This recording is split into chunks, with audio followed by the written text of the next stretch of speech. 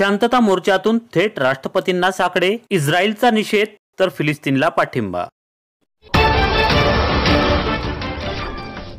गेल्या अनेक दिवसांपासून इस्रायल हा आखाती देश युद्ध नियमांचे उल्लंघन करून फिलिस्तीनवर हल्ले करत आहे। इस्रायल प्रचंड मोठ्या संख्येत फिलिस्तीनच्या लोकवस्त्यांवर बॉम्बहल्ले करीत आहे। मानवताविरोधी युद्ध असून इस्रायलच्या या हल्ल्यात लाखो निष्पाप लोक मारले जात आहेत।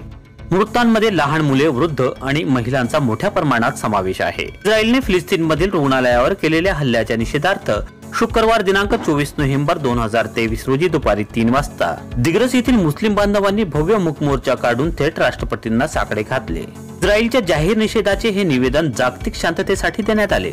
दिग्रस येथील मुस्लिम बांधवांनी जामा मस्जिद, आर्णी पूल, डॉक्टर बाबासाहेब आंबेडकर चौक, बाराभाई मोहल्ला, जुने बस स्थानक, पोलीस स्टेशन मार्गे, लाठीवाला पेट्रोल पंप, तहसील कार्यालयापर्यंत भव्य शांतता मोर्चा काढून तहसील कार्यालयात उपविभागीय अधिकारी एकनाथ काळबांडे यांना निवेदन सादर केले। निवेदनावर शेकडो मुस्लिम बांधवांच्या सह्या होत्या। यावेळी तहसील कार्यालयाच्या आवारात अनेक मौलवी यांनी इस्रायलच्या अमानवीय कृत्याचा निषेध करीत फिलिस्तीनच्या निष्पाप नागरिकांच्या न्याय हक्कासाठी प्रार्थना दुआ केली।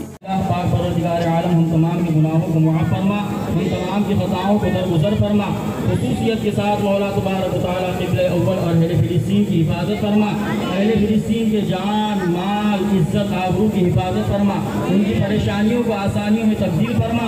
उनकी सहूलतों को सहूलतों में मुंतकिल फरमा। उनकी तबारक व तआला दुनिया भर के मुसलमान अहले फिलिस्तीन के हक में दुआएं कर रहे हैं। या इलाहुल आलमीन, दुनिया भर के मुसलमानों की आमीन और दुआओं को अहले फिलिस्तीन के हक में कबूल व मक़बूल अता फरमा। या इलाहुल आलमीन, बच्चे भी हैं, बूढ़े हैं, जवान हैं, मर्द औरतें हैं, या इलाहुल आलमीन अपना खुसूसी फज़्ल फरमा। मौला तबारक व तआला तेरे बेशुमार लश्करों में से किसी लश्कर के जरिए से अहले फिलिस्तीन की मदद फरमा।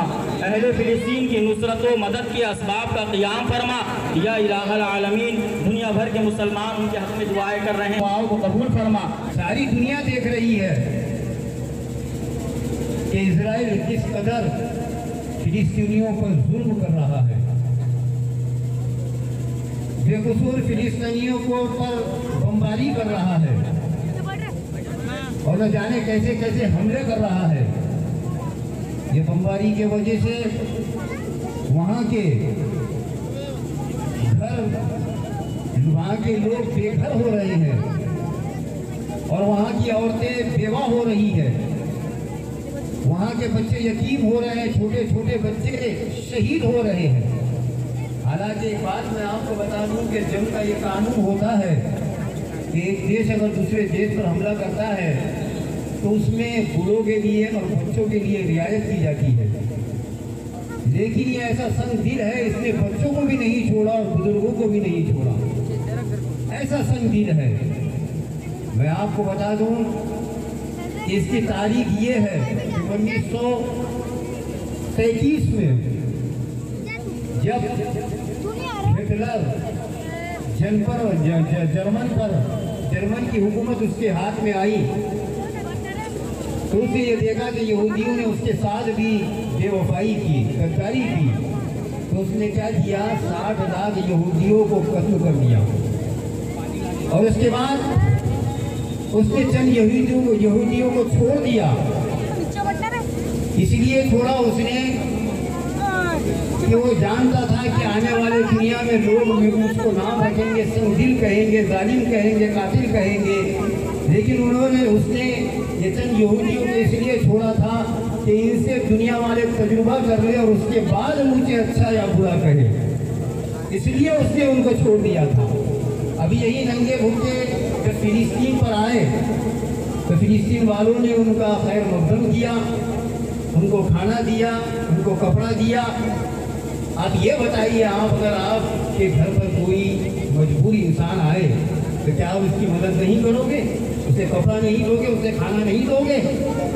इसी तरीके से फिलिस्तीन ने इजराइलियों का साथ दिया, उनकी मदद की। लेकिन जब ये ताकत वाला बन गया तो इसने क्या किया कि फिलिस्तीनों पर ही जुल्म करना शुरू कर दिया, उनको ही मारना शुरू कर दिया।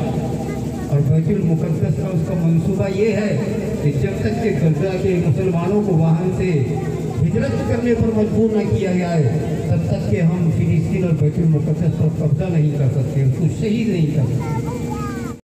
सोबत मुस्लिम समाजाचे ज्येष्ठ नागरिक युवक, अबालवृद्ध मोठ्या संख्येने उपस्थित होते। त्यांच्या हातात इस्रायलच्या निषेधार्थ फलक व फिलिस्तीनच्या समर्थनार्थ जाहीर पाठिंब्याचे फलक झळकत होते। सोबत भारताचा तिरंगा सुद्धा मोर्चात झळकत होता। या मोर्चात मुस्लिम बांधवांची हजारोच्या संख्येने उपस्थिती होती। ATV माझा अब्दुल रफिक, दिग्रस, यवतमाळ।